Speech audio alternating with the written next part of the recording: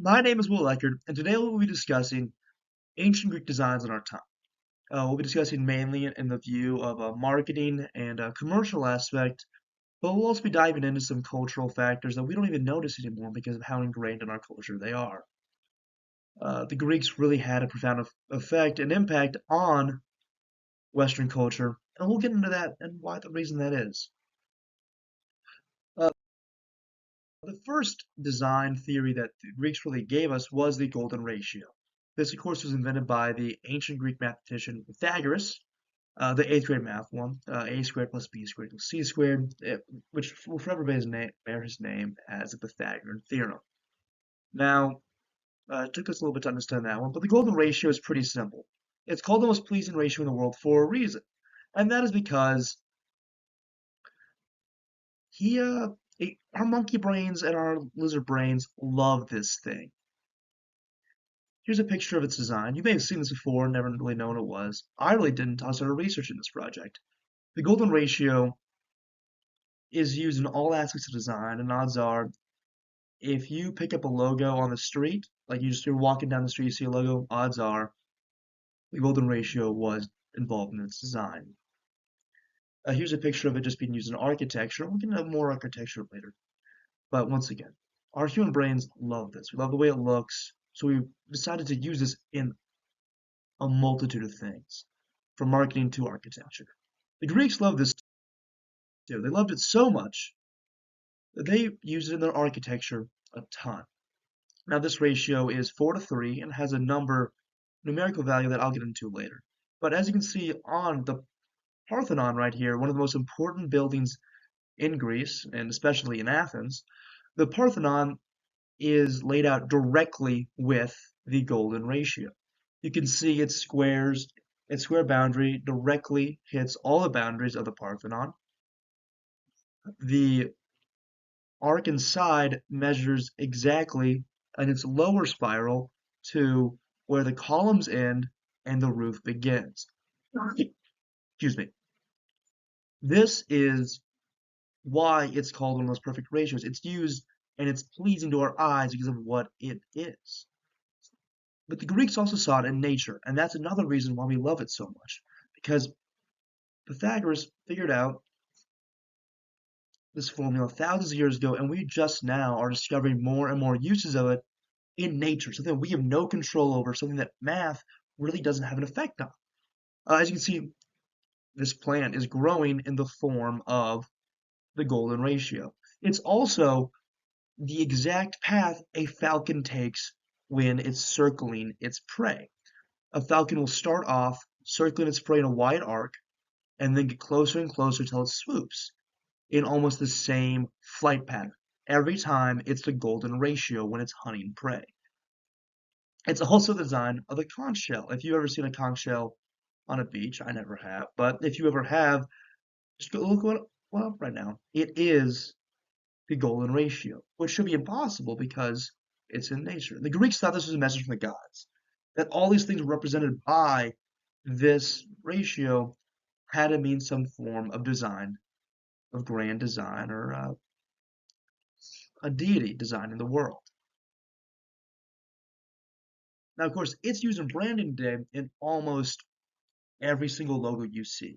If it's got a round curve on it, odds are it was involved in it, even if it doesn't.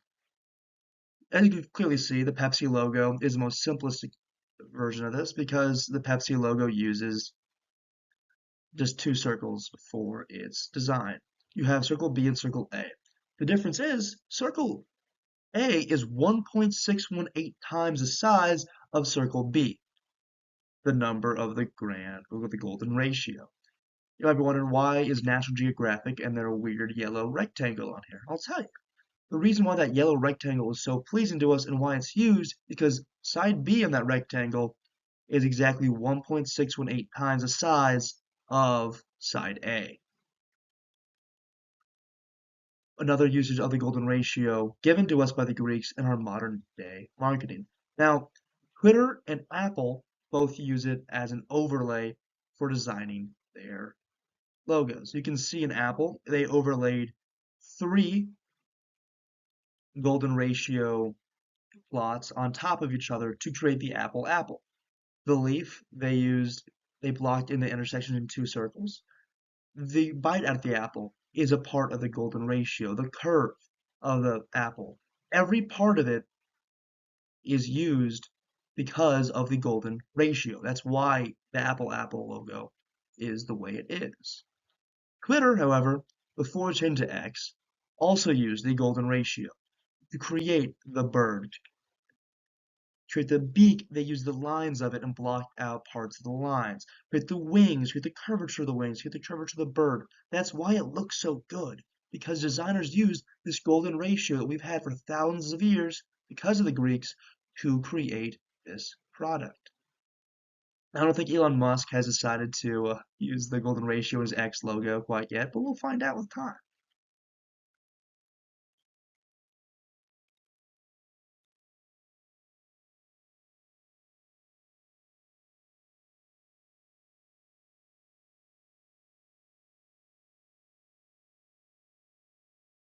Now, let's get into some mythological designs. Ever since Lord Byron first brought the Greek cause to the mind of Western culture, the Greek classics have been a dominant force in our imaginations. Now, of course, Lord Byron was doing this to create sympathy for the Greeks in their fight against the Turkish Ottomans. However, him doing so created such an interest that we found Troy. We created digs on Crete to find the Mycenaeans. And because of that, our culture really has always viewed the Greeks as a predecessor to our Western culture. They were the predecessors to the Romans, who were the direct predecessors of our current Western European cultures. Now, the most dominant one of these that comes to mind when people think of what is a mythological being used in marketing, everyone comes to Starbucks. The Starbucks siren that is calling you in for coffee. Once you get a sip, you got to come back. You keep coming. After you see the logo, you're called to come get coffee, like the sirens in ancient Greece. Now, would Ovid have colored his siren like this? Would he have drawn her like this? Maybe not. But this is an example of the Greeks and their mythology being used in our own world. Let's get into some more.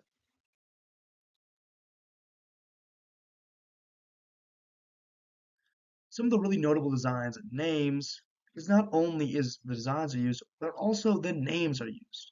One of the most notable, of course, is the Amazon company. Amazon, of course, delivers everything from, sorry, Amazon, of course, controls everything from shipping to TV now.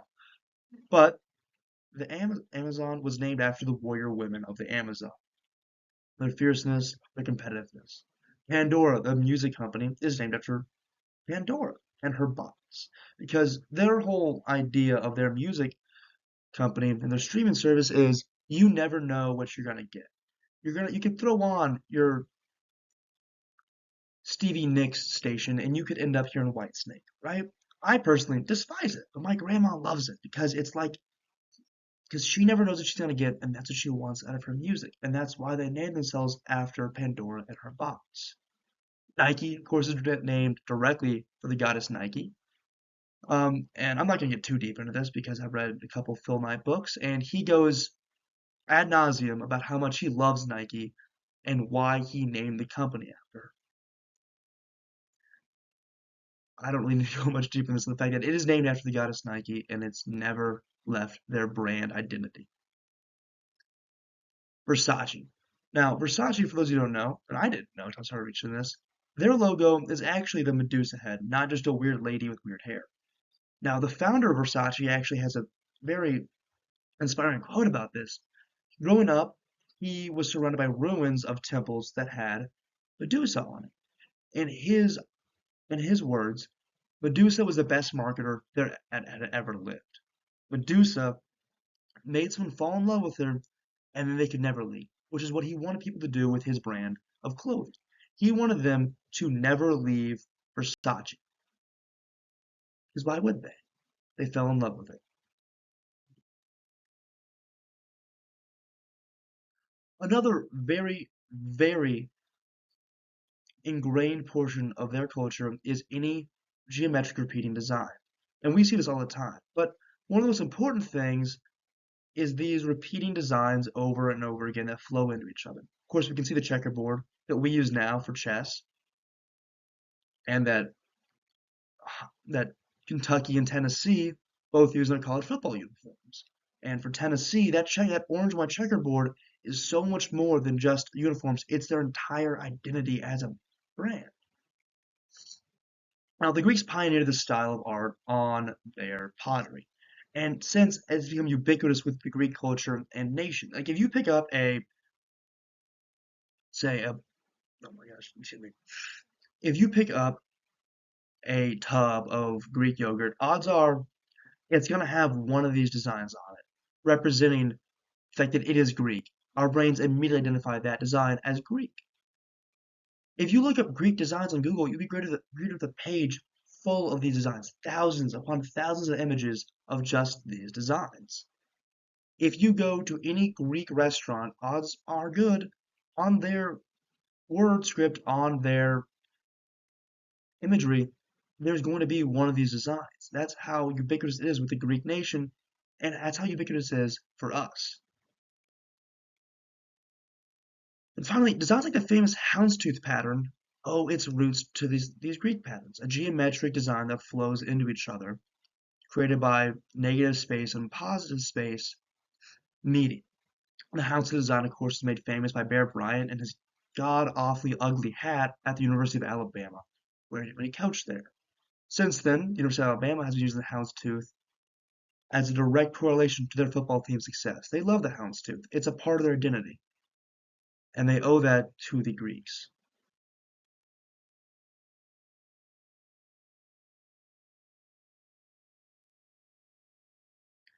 Designers owe the Greeks for all of this and more.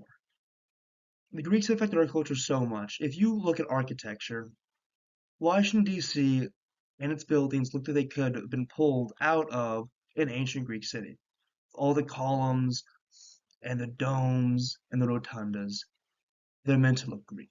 Greek designs have dominated the Western world for centuries because of how classic, how timeless, and how pleasing they are to the eye because of their usages of math and the golden ratio in all their designs. Thank you all for watching. Professor Crozier, have a wonderful summer.